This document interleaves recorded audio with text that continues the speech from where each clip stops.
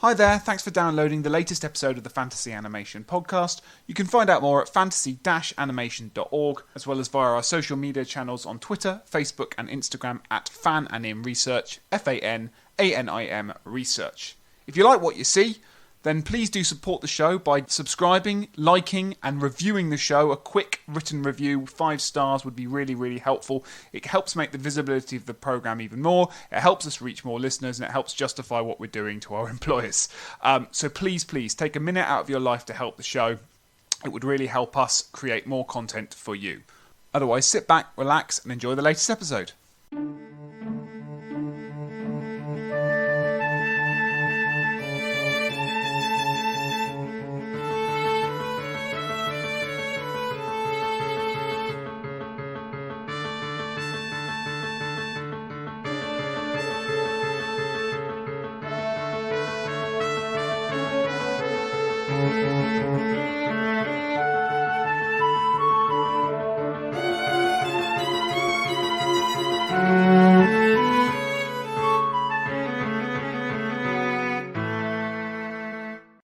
Hello listeners, welcome to the latest episode of the Fantasy Animation podcast with me, Chris Holliday. And me, Alex Sargent. So for this episode first of all, we're not doing the film that Alex thought we were doing because we had a conversation about Arthur and the Invisibles. It is not Arthur and the Invisibles. Am I the only person on the planet that remembers Arthur and the Invisibles, let alone, So in fact what we are doing is, again, a film that we were also going to do previously, but for reasons that will remain secret, we decided to do something else, and now the time has finally come for us to do The Mitchells versus the Machines, so a film from a couple of years ago, Netflix film, directed by Mike Rianda. A brilliant movie. We've just watched it, just both seen it for the first time. Didn't really know much about it. You said to me before we started that you didn't really know anything about it, and we're going to kind of launch right in. And actually, I think that's probably a really good thing to just go into it a little bit blind. Yeah. We knew that it had done really well, or kind of critically had done very well. Premiered on Netflix, as I said, a couple of years ago as a result of COVID, but everything that I'd heard about the film was almost universally positive. Unfortunately, it didn't win the Oscar for Best Animated Feature. It was beaten by Encanto, a film that we've done previously, but I think we both think that it's probably better than Encanto. Well, I don't know. I think we'll get into it. I don't hate it. I think it's good. I think it's good. Oh, okay. This is the first time I'm hearing of this. Yeah, lukewarm ambivalence. Yeah, I think lukewarm to kind of to warm, I'd say. Right. I think it's fine. I think the film's all right. I think I struggled with some of the attempts by the film. Often on this podcast we talk about tone. Yeah. And actually when we're trying to struggle to work out what a film is, it's about managing tones, and I'm not convinced I know how well the film managed the kind of madcap sensibility. Yes, I noticed yes. I noticed it's directed, or no, it's not directed, but it's produced by Phil Lord and Christopher Miller, so there's that kind of influence perculating around there, with the kind of slightly more sincere, it's all about family stuff, and so I'm not sure about that, and I'm not sure as a science fiction film it really has anything to say about technology, about machines, that isn't incredibly muddied and contradictory, which I guess is true of all pop culture, but it just particularly struck me watching this one, maybe because I'm in a grumpy mood. No. It's let's pull the veil. This is the first episode we're recording of 2023, so let's start the year as we mean to go on. A little bit grumpy, a little bit lukewarm. Lukewarm to warm. No, I would agree with you on that front. I think a film that is kind of critiquing technology, that absolutely relies on digital technology to make its meaning, though there are other animation styles available. It's not even that.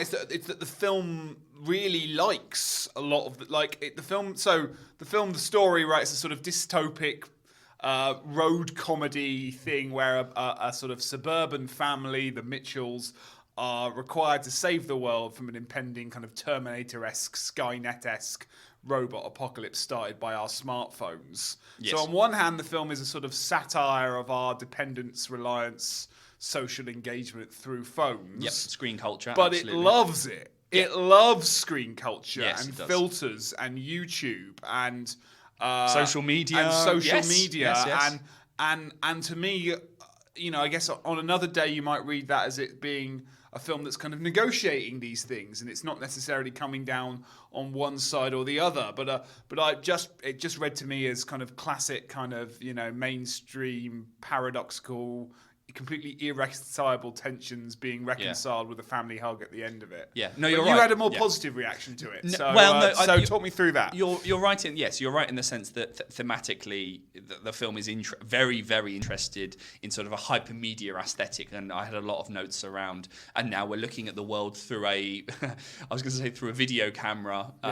Or it's actually a digital video camera. Let's put a cat filter on it. Yeah. But the past in this film is about 2003, 2004. When they're looking nostalgically at these old home videos, it's like, well, this was 2003, 2004. This is, in fact, 2005 is when YouTube was sort of came to the fore. So it's very interested in a generation that's grown up with your YouTubes, with your Instagrams, with your cat filters, and actually screen culture gives the film some really interesting kind of flourishes, and we can talk about its relationship to another film that we've done on the podcast, Spider-Man Into the Spider-Verse, particularly what our guest in the episode Simran called the sort of crunch, the visual crunch of the film. So there's no surprise that in terms of the studio, Sony Pictures Animation, and some of the creative personnel, there is a link to be made between these two films.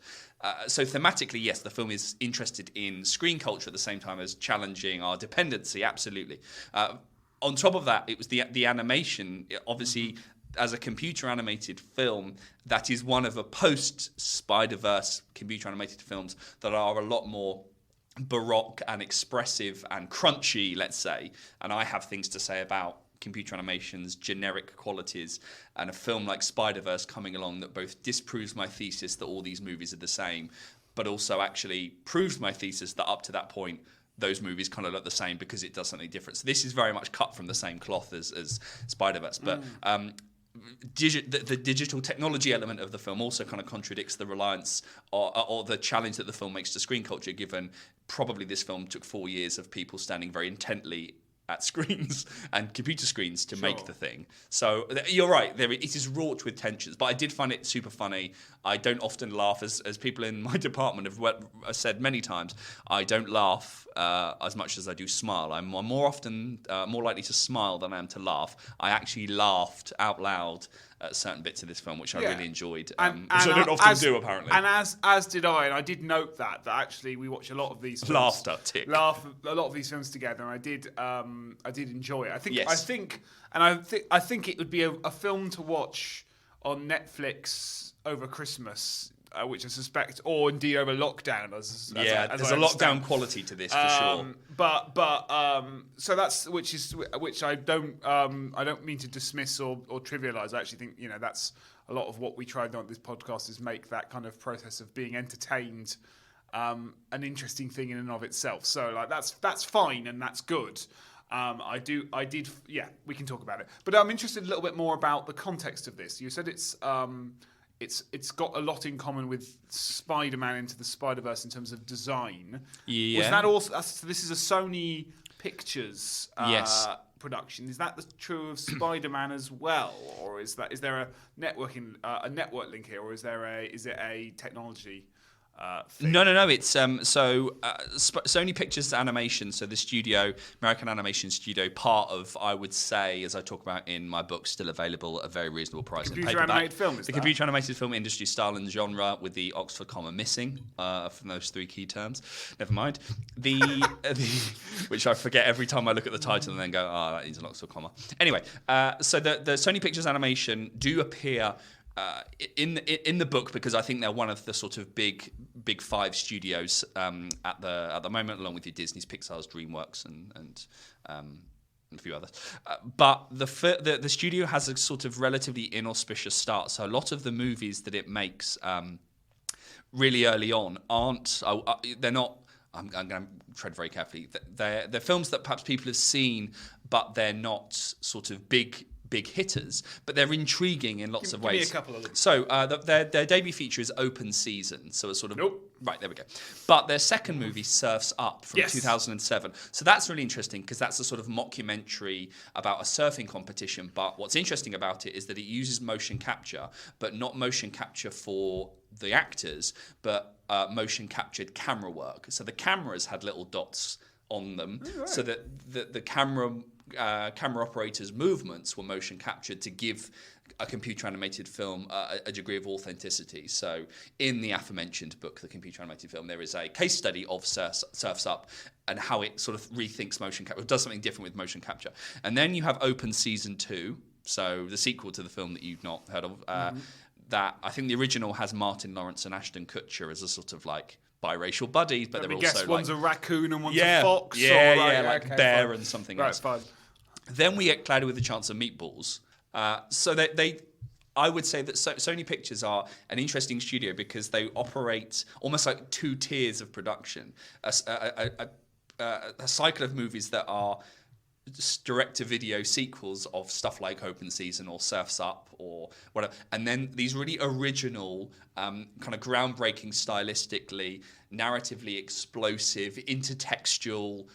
Sam Summers, who was our guest on the second on the podcast when we looked at Shrek 2, has written a piece on Spider-Verse and kind of intertextuality and the sort of visual illusions in the film that I think is very much an influence on something like The Mitchells versus the Machine. So, yeah, Sony Pictures Animation are just a really interesting studio because they have this production slate of sequels, and then every other second or third film are these really formally digressive or divergent and stylistically interesting kinds of movies, like a Surf's Up. And why are they, just to make sure we're clear to the listeners, why are they stylistically interesting? What's going on that's stylistically interesting about them? Yes, so Cloudy with a Chance of Meatballs, so the first Cloudy with a Chance of Meatballs Cloudy with a Chance of Meatballs film was 2009, and up to that point, computer animated films, part of their generic identity, let's say, was that they were cut from, and this is maybe the Toy Story influence, they were cut more from the Walt Disney style of animation than a Warner Brothers style. So back in the 30s and 40s, you have these competing studios, you have the hyper-realism and the sentimental modernism of, let's say, Disney versus the more anarchic, cacophonic, I wouldn't want to say abstract, but violent anarchy of stuff like your Looney Tunes, or even with MGM and Tom and Jerry and stuff. So clearly, the golden age rivalry between Disney and Warner Brothers is something that hasn't really been replicated. You could probably say that Pixar and DreamWorks are sort of kind of doing something similar, but there hadn't really been a Warner Brothers style. An anarchic, punchy, with kind of weird editing patterns and jump cuts, and to create humor. You kind of see it a lot on television with Family Guy versus The Simpsons, the way that they use editing and cutaway gags and things like this. Cloudy with a Chance of Meatballs, so co-directed by Phil Lord and Christopher Miller, who, as you said, produced Mitchells versus the Machines, was sort of, I would say, one of the first kinds of movies to start playing a little bit with that sort of hyper-realist, sentimental, it's a sci-fi movie.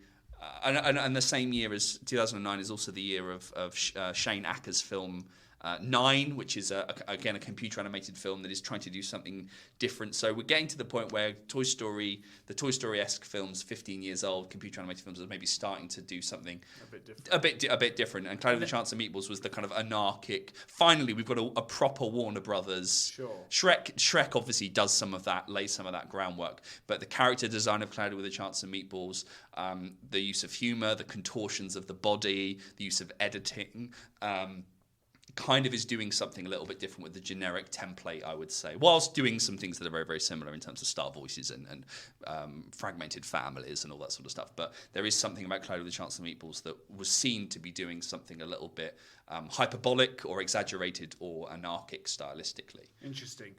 So I guess we should jump into the movie itself with that context. So we start with some logos that they mess with. You're in your element. I was rolling my eyes. This is what I have to deal with, everybody. Why are you in your element? What do you love about... You love a messed with logo, don't you, Chris? Oh, I do. Again, so let's just basically go chapter by chapter through my book. There is a chapter about characters that move into the logos, either credit sequences and kind of hang off of the credits and the names. But I like it when characters enter the sort of sacred space of the logo. So here the Columbia Pictures logo is sort of contorted a little bit, and the familiar... Pixar are obviously the foundation for this, where you have the Luxo lamp jumping in to the logo and becoming the logo. The Columbia Pictures logo is very rarely messed with, and has only undergone a few designs, redesigns. And here we have interesting characters or kind of colours and different animated shapes and so forth. I should say, we are recording this, I think, a couple of months after DreamWorks have redone their opening logo. Right. And normally DreamWorks are an interesting studio because they use the logo space as kind of extension of the story. So characters run in and out. The character Po from Kung Fu Panda will jump in and be part of the logo, and they just rebranded their entire logo to essentially be a sequence that takes us to Marvel style, the greatest hits, all the different characters, all their intellectual properties and stuff before the DreamWorks name is revealed. So it seems logos are being, in the same way credits became spaces where you could do stuff and include bloopers, and Marvel include the bit at the end, the post-credit sequence.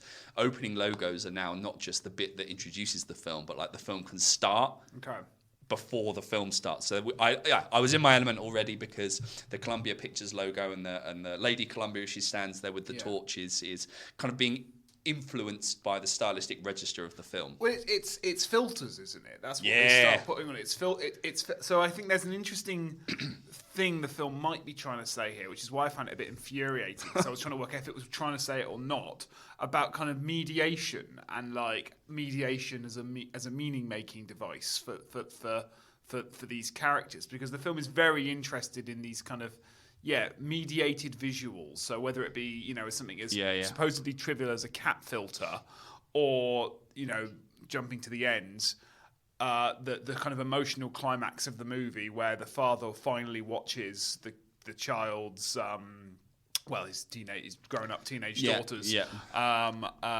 film, and through the mediated story that she's telling, understands what she's trying to tell him, kind of literally. So there's a whole thing about kind of art and telling stories through other people's stories, and using one thing to stand for another thing, that is actually quite an empowering or at least a celebratory force in the film. And that happens right there at the beginning with these kind of mediated logos, right? And then we jump into Instagram. I think the first shot is her like recording an Instagram story. And YouTube is mentioned. And it makes me think, actually, what you're saying about the kind of contrasting traditions epitomized in that kind of Disney versus Warner Brothers binaryism, is that one of the things that Disney is known for, and this is a word that comes up often when we speak to the filmmakers from Disney, is this word timeless, right? It has to have that timeless Disney quality. A tale as old as time, if you will. But this is very interested in being timely,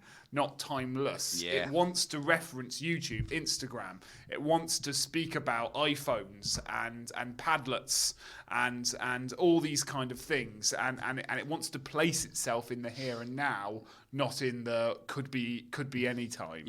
Though I'd argue, I absolutely agree, and that's what makes a film like Ralph Breaks the Internet really interesting, because it's part of the Disney feature animation canon, but it's the least timeless of all of them, because it's relying on a literacy with the internet and multimedia. I've certainly would never credit a Disney film for doing in the same way, into that sort of intensified way. So I'd not thought of that. A tale as old as time versus a timely tale that is very much speaking, as I said, to that generation that's grown up with YouTube. She is a digital native. Digital culture as a discipline talks a lot about digital natives and people that are able to use certain kinds of technology. And I think in this film, because it's a generational thing, because her father can't use technology, but she can, and so she's a digital native, but her quality as a digital native is used to sort of connote her outsiderdom, that she retreats into herself and makes these videos and makes films with her dog and her brother, and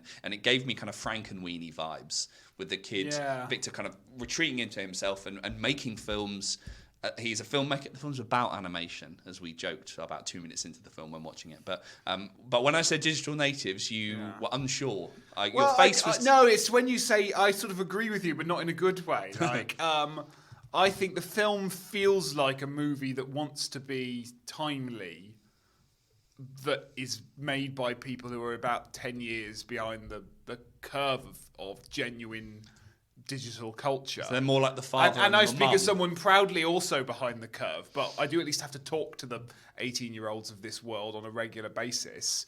And it creates this character. It's like, okay, let's make her really digitally savvy, and she wants to make you. She's not got an old cranked 8mm because that's old fogey stuff. It's a YouTube video, and let's not make her make like really like art, quote unquote art with a capital A movies. Let's make her make funny YouTube videos and things like that. But it can't bring himself to kind of really saturate in that world because it's still really interested in, like, she grows up watching all old movies, and the whole film is it's riffing on Mad Max, it's riffing on Terminator, it's riffing on all, it's let's imagine our perfect teenage daughters. And we make them like this, in the sense that she still has this kind of nostalgic interest in the physical and this nostalgic interest in filmmaking. She's not an animator, although that's what perhaps she should be. She's not a YouTuber, although that's perhaps what she should be. She's not an influencer, although that's perhaps what she should be. She's Steven Spielberg, but using YouTube, and that kind of doesn't sit well with. She's Tim Burton's Frankenweenie. We haven't evolved past that narrative of of the shy kid playing with toys, and the camera has to speak and have to speak through the camera. I'm thinking this through out loud because I understand that it's not that dissimilar, but I think there's something that doesn't quite work with that because Sure. So she's a part of all of those things. She's a little bit of an influencer by the end, but not completely. She's a YouTuber because she has this account, and there's a kind of climactic joke about her father sending a friend requests by post because old people write letters, it would seem. But her actual setup. I mean, there's lots of things we could say about sort of gender and the domestic, given what we know of filmmakers. Let's say some things there. Yeah, go on. We often recourse to a Lottie Reiniger versus the Disney has the studio, but Lottie Reiniger's making films at home on her tabletop, and the craft. There's a relationship between the kind of domestic space, gender, and craft. So there are things to say about that, but her setup is quite sophisticated because she does have like a green screen. No, I know. It's a weird. It doesn't sit well. I think because, as I say, I think sometimes the film gets it quite right because there's also this thing about the way she makes meaning out of situations is to film them, but not film them like I'll film them while they're happening, but to repurpose stage them, to stylize them, and to kind of codify them according to some genre thing. So there's loads of bits in the movie. It's like, well, let's do that again, but rather than as it actually is, let's make it like Pulp Fiction, or let's make it. Well, she doesn't obviously say these things, but let's put us walking coolly in the background behind some music, a little bit like Kill Bill. And in fact, there is a whole Kill Bill riffing sequence with the mother towards the end of the movie as well. So it's like the filmmaking, the madcap style. And I'd like to talk about madcap if we have time. Yeah, is that a right? This kind of. I think if I use that term, that might be what I'm trying to get at. Madcap. It's wacky. It's crazy. It's kooky. It's don't take this seriously. It's all funny. It's all jokes. It's all ha ha ha. Yeah. But there's a serious message behind it all, and that's what I can't stand. Right. Madcap is, I suppose, in terms of madcap is very difficult to define. So my best attempts are connecting it to screwball, let's say, as a genre, as an offshoot. The comedy isn't a genre; it's a form or a mode. But the genres are a black comedy, adult comedy, gross out comedy, romantic comedy, which. Romantic comedy is different to a rom-com, but we're not going to have that conversation now. And a screwball comedy. But I don't know much about screwball comedies. But again, it's one of those things where one would know it if one saw it. But actually, I don't really know the generic features of a screwball comedy. But screwball comedies don't have bits where characters sit for about 5 minutes and cry and have solemn heart-to-hearts and learn something from each other. That's not what happens. The screwball comedy is defiantly anarchic from start to finish. And Warner Brothers shorts are defiantly anarchic from start to finish. And this can't bring itself to be that insincere. I would find it a more sincere movie if it... cut out the bits of sincerity. If it stopped trying to be sincere, because I think that compromises both its aesthetic and its thematic, because it just this moralizing bluntness of it's all about family that comes in an extremely elongated final sequence that goes on forever. Well, and then the credits. I'm tricking myself into liking this movie less than I did, but it just strikes me as like, you can't have your cake and eat it. You can't ask me. You can't dematerialize everything and make everything a mediation on a mediation on a mediation, and then tell me it all matters. Okay, so my two thoughts on that. One is, yes, I agree with, and as the credits were happening, which is sort of closing credit. The closing credits have pictures of the filmmakers, the production personnel, but all of their families, like old photographs. Yeah. I find that a bit twee, and I find that a little bit. I find that. My response to that is the same where you have the Pixar production babies, that all of these babies were born during the production of this film, which I feel the same about the special features on Pixar DVDs that try and make it seem like this is a really great company to work for, when you know full well that there are things going on. It doesn't matter if it's Pixar, doesn't matter if it's Google. Yeah. The special features can tell you what a great place it is to work all the live long day, and the animators are just like big kids who ride around on scooters as they move to production meetings. That might be true, and you can hide behind a colourful Hawaiian shirt all you like, but stuff happens at those studios that. So it's not as intense, but I find that kind of forced sentimentality a little bit galling. I have a question about the sincerity of the film, and do you think the film would be more or less sincere? And this is going to sound odd, if one of the family members was missing, because very famously in animation, there's always a mother missing or a father missing. You have it in Cloudy with a Chance of Meatballs. Very rarely a family is complete, because what animated films like to do is talk about surrogate families. Sometimes even the protagonist of a lot of computer animated films is an orphan, and that allows us to play with family, surrogate families. Gru is a good example in the Despicable Me films. He adopts these 3 children, and it allows those 3 children to temper his villainy and his masculinity. Very rarely do films play with complete families. The only one that jumps out is obviously The Incredibles, but they're also different because they are superheroes. This is an ordinary, complete nuclear family, and yet they keep saying in the movie, this family's dysfunctional, this family's crazy, like everyone else in the film. Like starting right at the beginning, there's like this voiceover, and before we sort of cuts in the middle of it, we can see the post-apocalyptic robot fun, which we'll get to in a second, and then it kind of cuts back, and I've forgotten the main character's name. Katie says, we're all broken, we're all not working, right? And there's lots of references to that throughout the whole thing. They're not broken. They're absolutely fine. Like, they're absolutely fine. The father and the daughter are having a little...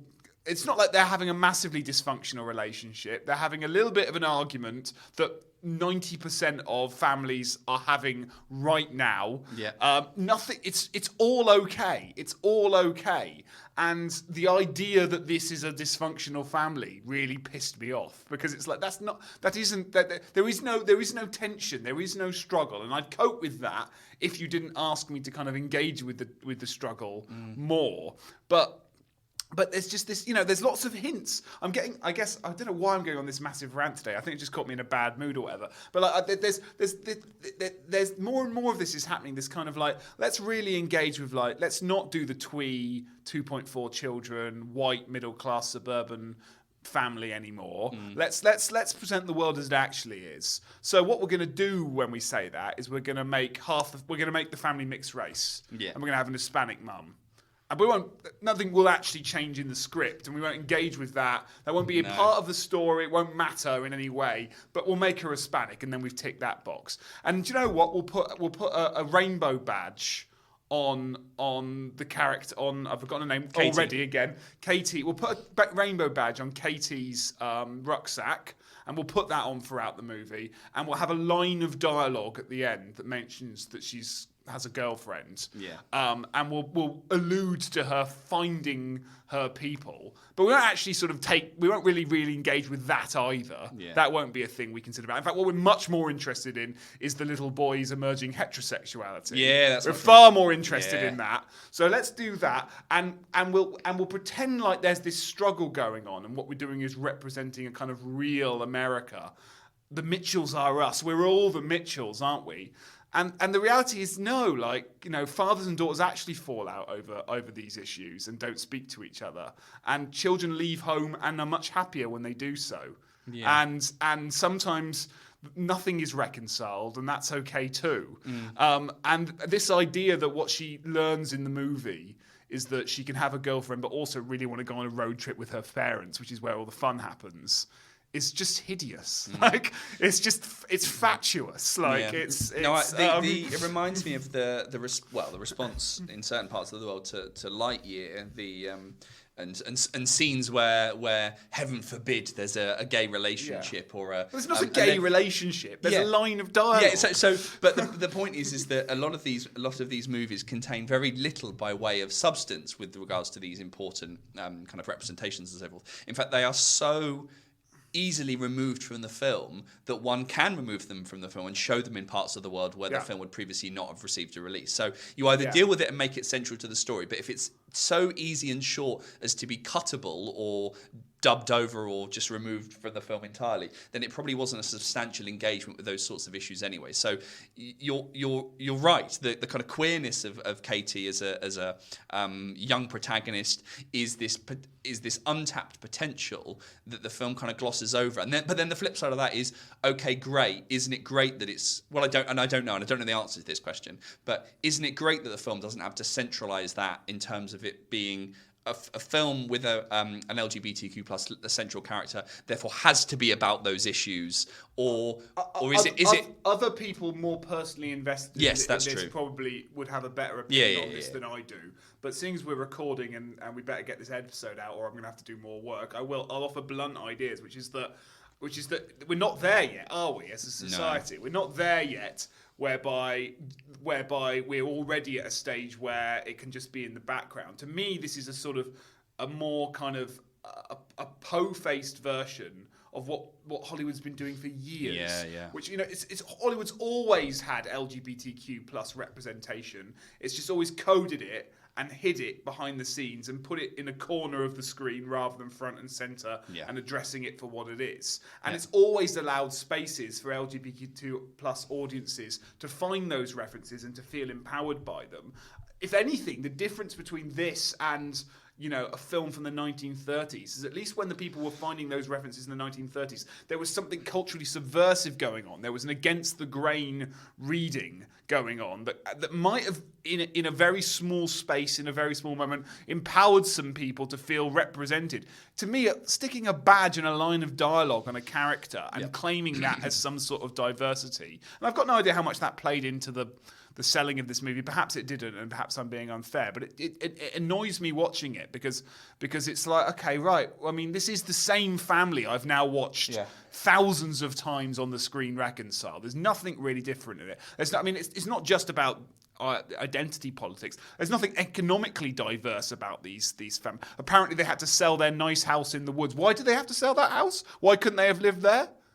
Don't know, but apparently you can't. You can't live in the woods with a child. You know, yes, you can. You can do that if you want to. Absolutely, you can do that. So that doesn't make any sense. He sells the nice house in the woods. He buys an equally nice house in the home. She's off to Cal Arts, a perfectly great school. It's where all the animators. It's not Cal Arts, is it? It's California College of Film, but it's clearly Cal Arts, where all these animators went to. Tim Burton, all going to hang out. Like, you know, there's nothing. There's no jeopardy. I mean, other than, of course, the killer robots. Sure, but that's not treated seriously. Like, that's not serious. So that's not really jeopardy. Like, no. The film is very explicit that the drama happens with it. And the same with The Incredibles. The villain is not syndrome, the villain is, or the jeopardy comes to the relationship. The real drama is what's happening on the inside. Exactly.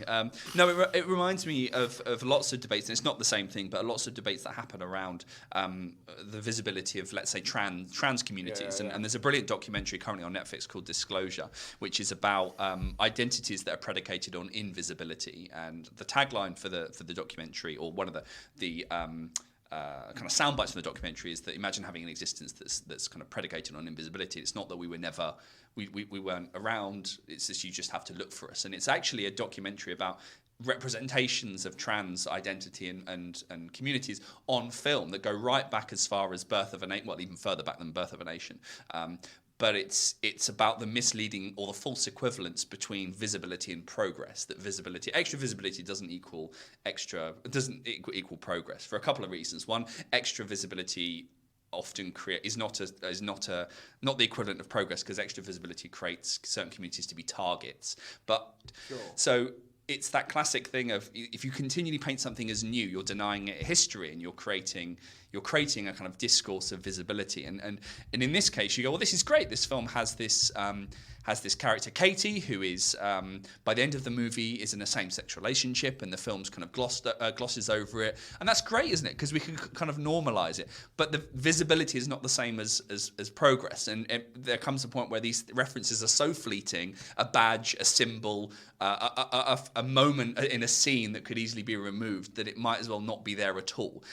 Give me the people that have these stories behind the camera, hire them as animators and directors and creative voices, so that they're in the room where it happens, rather than these sort of symbolic gestures that kind of, that crawl over into hollowness, that just become superficial, iconic sort of references. But I think that's throughout. What the film's really interested in ultimately is the father-daughter relationship. And how the two of them can reconcile. He doesn't like technology and doesn't trust it at all. She uses technology all the time, can't get enough technology. And he learns that, hey, maybe you should subscribe to your kid's YouTube channel and actually watch the video all the way through, because you might learn something about what they're trying to do. And what does she learn? She learns that sometimes it's more fun to go on a road trip than it is to fly somewhere, so that you can get there straight away. I don't know what she learns, but they kind of reconcile. And I'm yawning saying this. Like, that film I have seen. I'm more interested in any other permutation of the way you do that movie. Like, the mother's barely in it. The mother, she's great. And there's this kind of funny scene. It is funny, where the mother sees the son in peril, and suddenly, like, her motherly instincts kick in, and she basically turns into the bride from Kill Bill and starts kicking robots left, right, and centre. And I suspect they thought, oh, this is amazing. Like, this is really like female empowerment. We've made the mum kind of the hero of the day, and we've given her like power and agency, and she can be the violent one, and she can things like that. Yeah. As a suburban mother who makes peanut butter sandwiches at the rest of the time, and is a first grade teacher. Yes. I don't know what the dad does. I don't think it's established, but it seems to be implied that he's the dominant breadwinner. Yeah. So again, it's like a gesture. It's just gestorial. Yeah. All of it's gestorial, and the only reason I care is because it wants me to care. And I'm very happy not to care and just focus on the strength of the movie, which is the gags, the humour, the slightly weird. I'd say if the film has a queer quality, it's in the weirdness of the robots that kind of engage with them. It's in the weirdness of the humour, and all that kind of stuff. And there's a bit. Oh God, I'm sorry, I'm ranting today, but there's a bit at the end of the movie where he starts I've already referenced it, where he starts watching his kid's video. And he starts laughing at these kind of, it's like, what's it, like Police Dog? Yeah. And it's like this really kind of wacky anarchic thing. And he starts laughing. And for a second I thought, oh no, I've misjudged this movie. It's not going to be The Terminator, and it's not going to be Mad Max, and it's not going to be The Incredibles. It's going to be Sullivan's Travels. Like, it's going to be, he realises that the value his daughter brings to the world by doing this stuff is because they're really funny and entertaining and madcap and imaginative. But no, that's not the bit he realises. He realises it when it all gets sentimental and tear-jerky.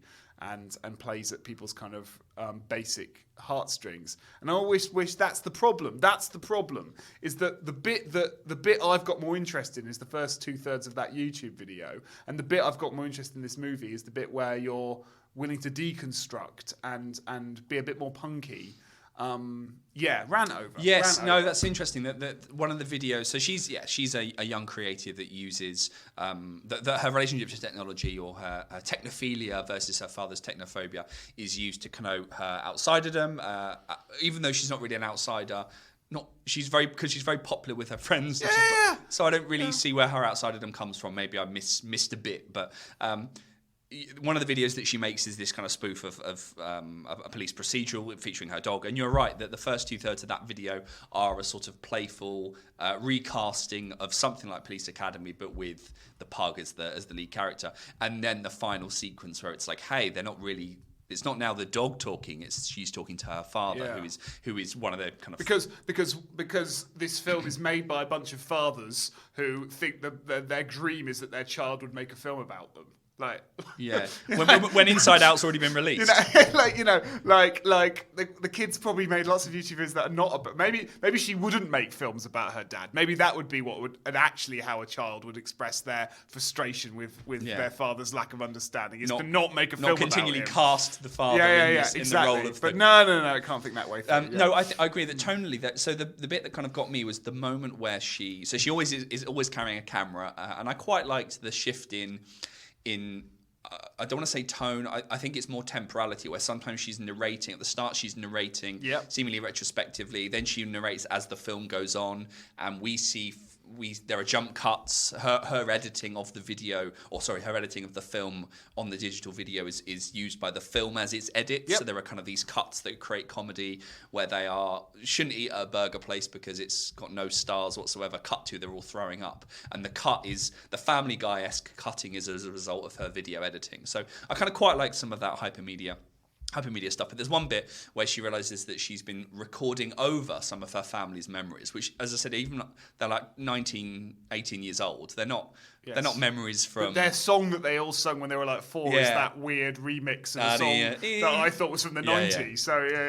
So their nostalgic song made me feel old. So They're essentially narrating the period from YouTube's inception to now, which isn't actually that long. Anyway, so she finds out that she's recording over her family videos, and she rewinds even further and goes back to when she was a child, and we find out that the reason her father gave up the house that they lived in and built was because of her.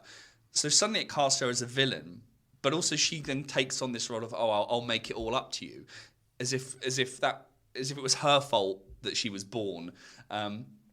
And then that gives her redemption arc. And I was trying to figure out where the film is it that both the father and the daughter are sort of a little bit in the wrong, or I couldn't figure out who I was supposed to be rooting for in terms of my allegiance or my alliance to one of the characters. Are we supposed to side with the daughter whose father just doesn't understand? No, we're supposed to just want them to reconcile, because ultimately they both have a heart of gold, don't they? But again, because there's no real tension. There's not actually any problem with this family.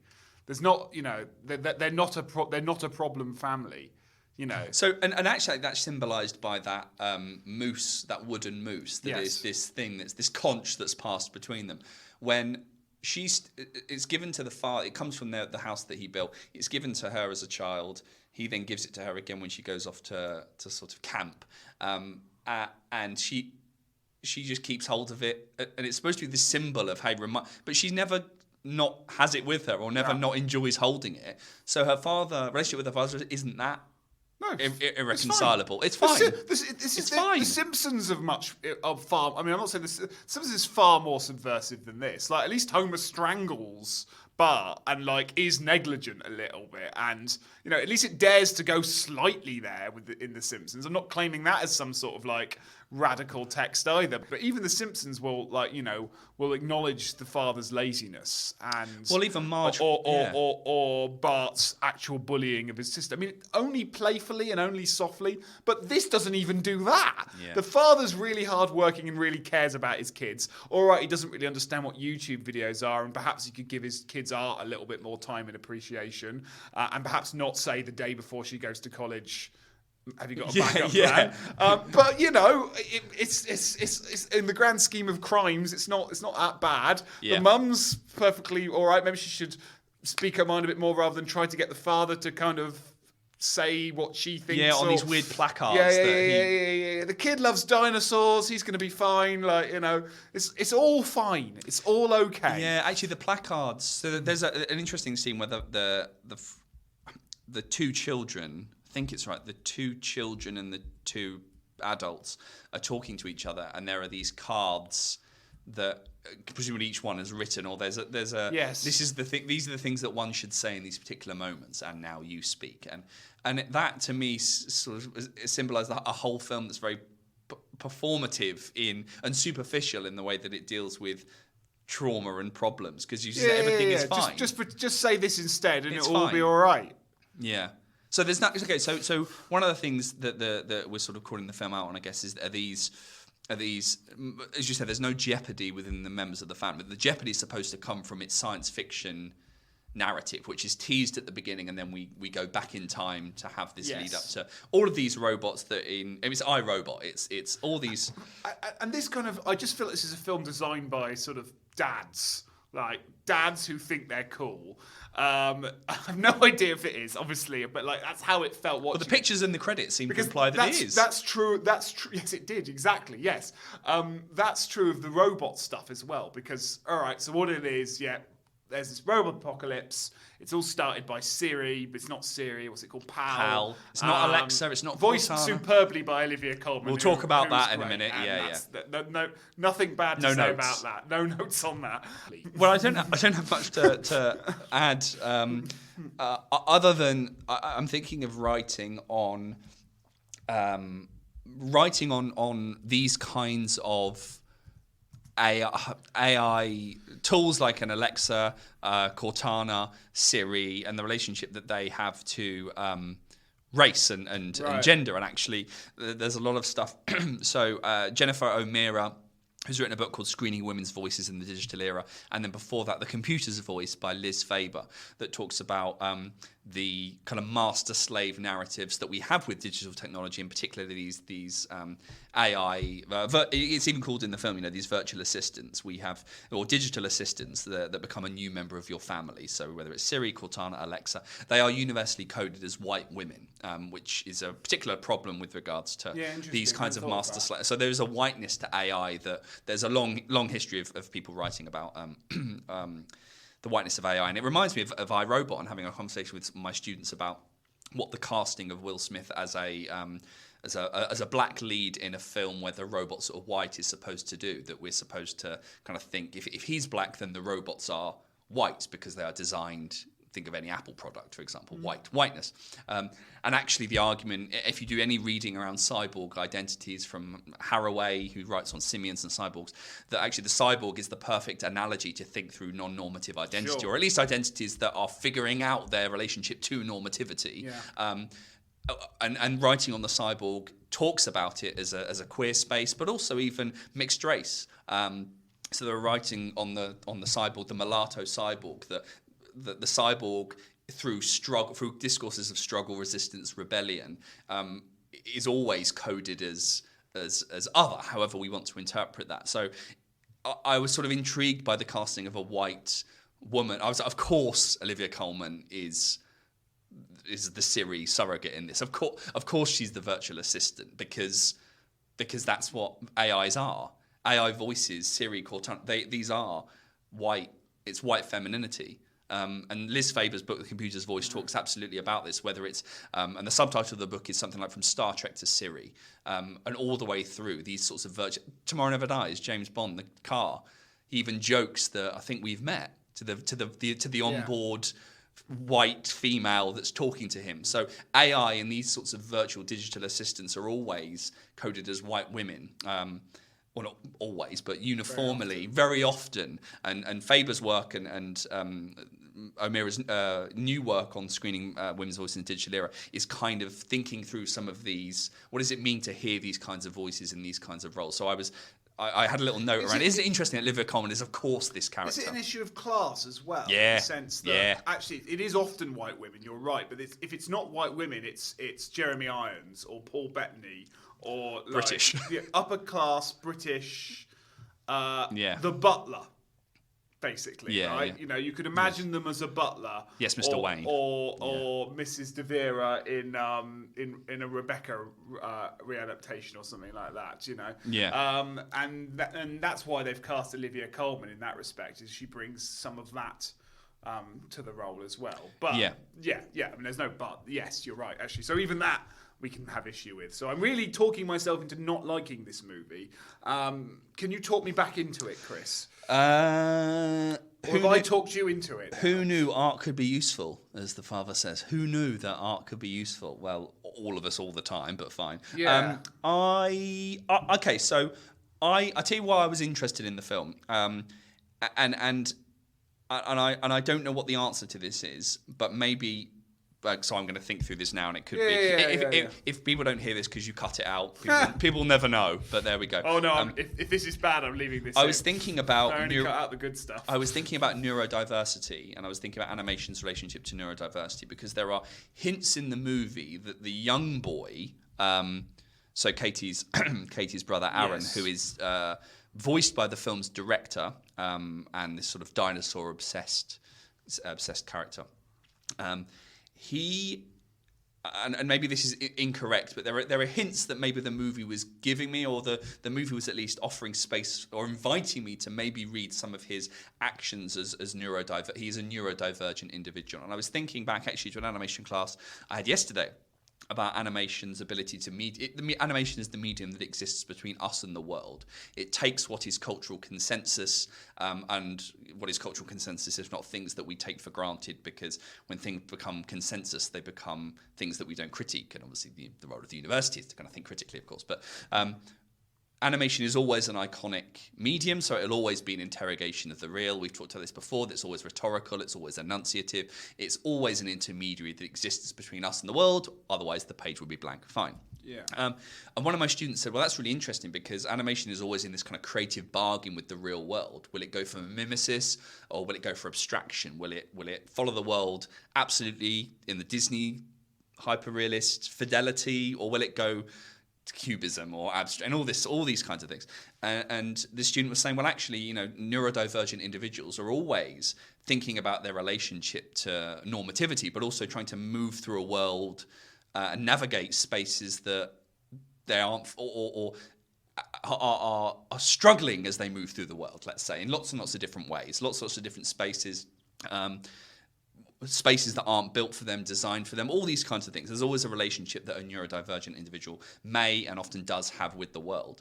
And I was thinking, and then the student said, well, actually, animation is then the perfect.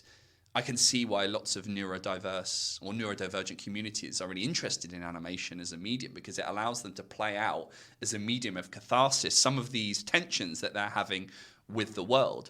And I was thinking, actually, some of the visual style of the film, it could almost be seen as characters trying to make sense of their surroundings. There are bits where a character has an idea and you have a light bulb. Yeah, there's quite a lot of that, isn't there? And so animation is being mined for its ability to communicate via symbols and via metaphor, things that we can't put into words. I imagine a discussion of mental health brings with it a dark cloud. There are plenty of movies that play with that kind of, what does depression look like? What does mental health look like? What does struggle look like?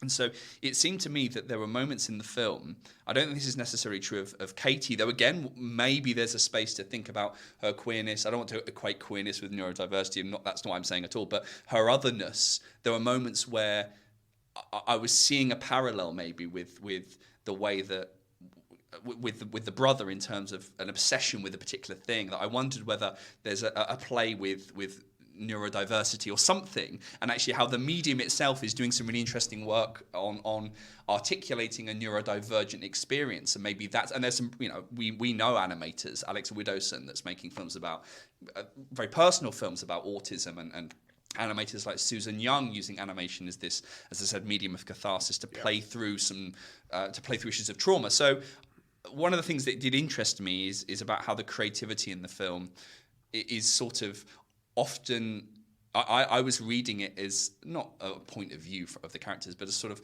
an experience of children that are going through things. She's going off to university. He's finding his passions, his dinosaurs, but also a younger girl that he likes.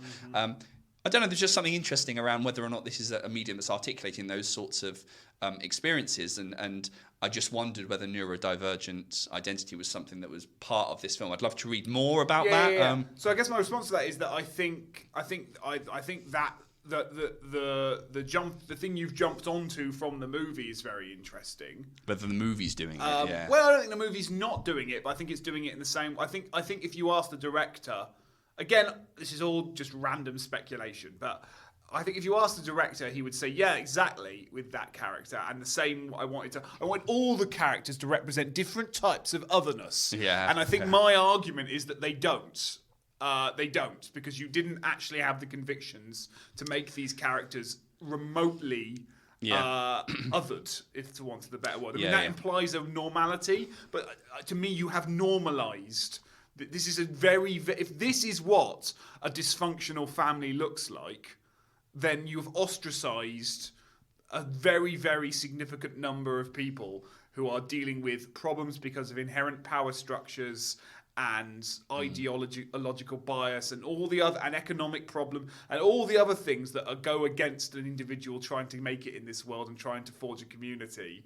These people are the cream of sitting on a big old trough of milk. You know, they're fine. They're fine with. Sure, I have done a quick on the spot search online, and there are a few blogs and chats with the director about that many of the, and this is from a website, Optimist Jenna, some people said that the beloved characters in the film might be on the autism spectrum. Here's why it matters. So some people are staging these debates, but yes, would we need more of that in the film to be able to make those claims? I think there's enough to at least start a conversation, but I would argue know enough. If it's representing autism, if it's representing any kind of neurodivergent category, it suggests the secret is just to power on. Like, because basically just have the courage, ask her out, and you'll be fine. Like, that seems to be the solution to what's actually quite a difficult problem to deal with. So that I object to. Okay. So I think that's it. I don't think I need to rant any more about this. No, go on. No, I was going to say I don't have too much else to say. The thing about I thought it was the focus on a complete family, complete in quote marks, is interesting because, as I said, I think a lot of animated films use an incomplete family to play with issues of surrogacy and friends as family. And in fact, there's even a musical number, I think, from the Lego movie or the Lego Batman movie, friends as family, or friends are your family. So it's very rarely does one have a complete. So actually, I thought that was quite interesting, an interesting premise to actually have a complete family who kind of like each other, that there's not really that much tension and jeopardy. Oh, so you found that interesting, and I'm pleased that they did. I tell you what I'm pleased about. I'm pleased that after the first 10 minutes, the mother didn't die, because that makes a different kind of relationship between the. Because often the mum's absent, and whether it's Jasmine in The Sultan or even the father and son in Cloud of Chance of Meatballs, it's about, look, we're both experiencing loss here, and why don't we band? So the film didn't lean on those kinds of tropes to play with a missing family member.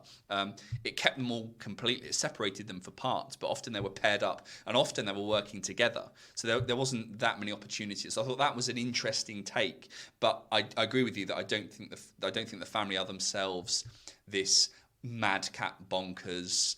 We're different. We're the Mitchells. I mean, you just look like every other family I can. And who's gonna have to save humanity? It's the Mitchells. Right.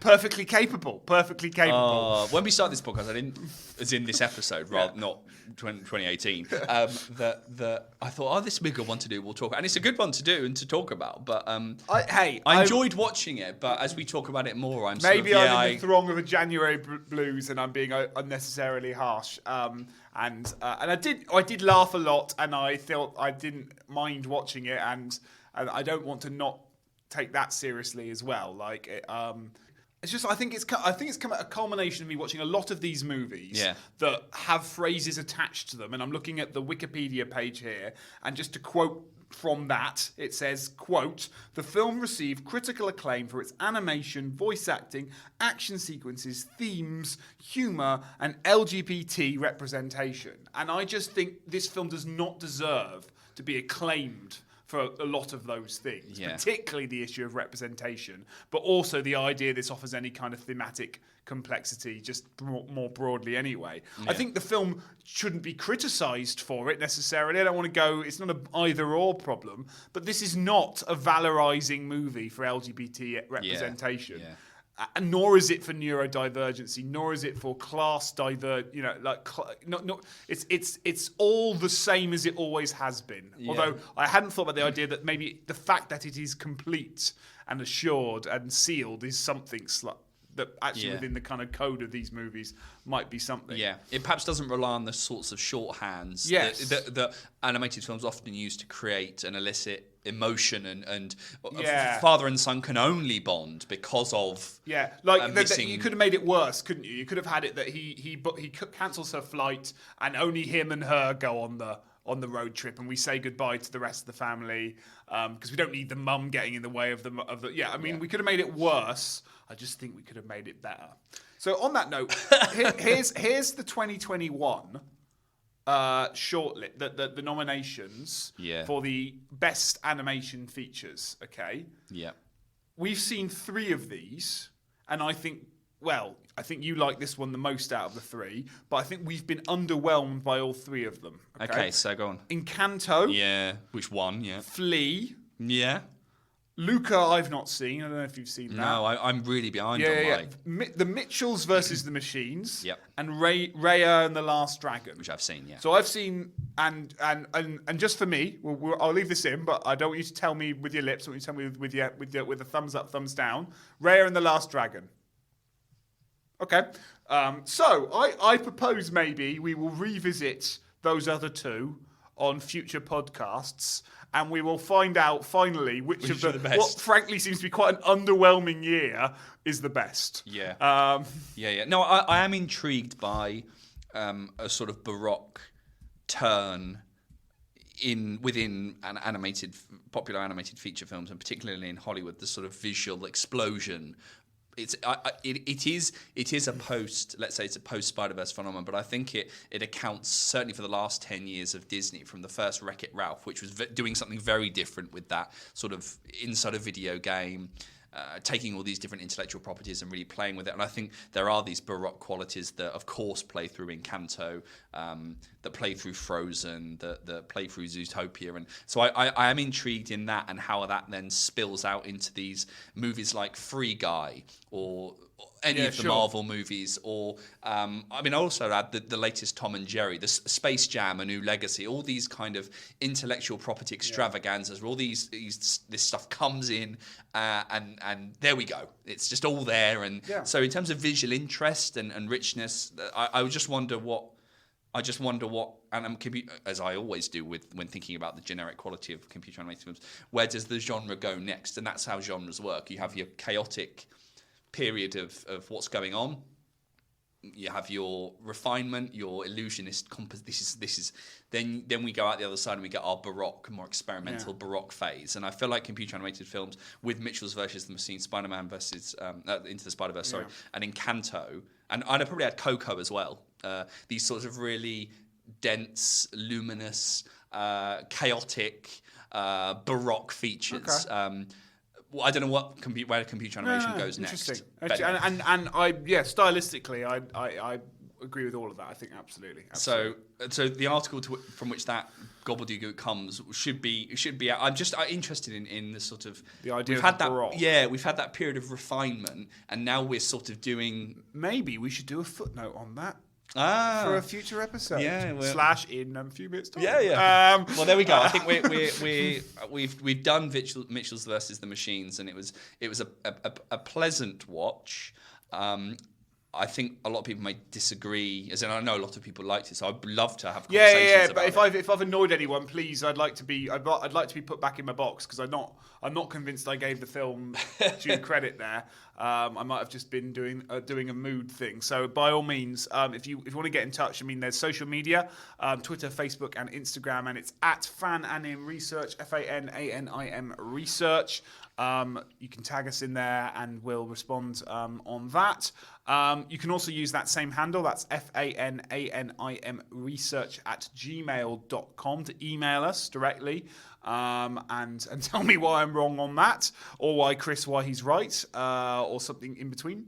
And also, if you want to pitch a blog post based on anything we've discussed, if you're a researcher or an animator out there, or a budding journalist, someone who thinks they want to sit down and actually write something serious about this topic, based on either your thoughts on what we've said, always looking for new additions to the blog. So get in touch via the website fantasy-animation.org, and on that website you can find the archive of blogs and podcasts on that, including the 2021 series we seem to be doing, including Encanto, Flea, and now Mitchell and versus the Machines, not Arthur and the Invisibles. No, that's another pairing, another time. Another time, yeah.